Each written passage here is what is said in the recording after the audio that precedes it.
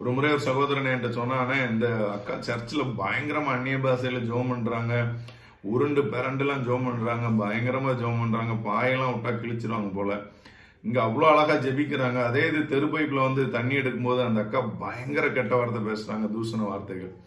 இதுதான் ஆண்டவருடைய நாமத்தை வீணிலே வழங்குறது. ஒரு இன்னைக்கு நம்ம அப்படிப்பட்ட தப்பு பண்ணா அது தேவனுடைய நாமத்தை வீண்ல வழங்குறதாக கருதப்படுகிறது. அப்படின்னா சாட்சி இல்லாத ஒரு வாழ்க்கை தான் தேவநாமத்தை வீண்ல வழங்குறது. நீங்களும் நானும் சாட்சியாய் வாழணும். அதுதான் இந்த கட்டளைக்கு நாம் கீழ்ப்படுகிற வசனத்தின்படி, வேதத்தின்படி உண்மையான கிறிஸ்தவன். அந்த காலத்துல கிராமத்துல சொல்லுவாங்க, வேதக்காரன், நான் வேதத்தை சுமந்தவன், இயேசுக்காரன் விருதுநர் பக்கம் போனா சொல்லுவாங்க. அது மாதிரி நம்ம வாழ்ந்து காட்டணும். நம்ம ஜெபிக்கலாம். தகப்பனே, இந்த கட்டளையை கேட்டு இதன்படி நடக்க எங்களை ஒப்பு கொடுக்கிறோம். இந்த கட்டளை நிமித்தம் எங்க வாழ்க்கையில் இருக்கிற குறைகள் எல்லாம் மாறட்டு, உங்களுடைய நாம மகிமை பண்ணட்டு, பெரிய காரியங்களை செய்யுங்க. ரட்சகர் இயேசு கிறிஸ்துவின் நாமத்தில் ஜெபிக்கிறோம் பிதாவே, ஆமென்.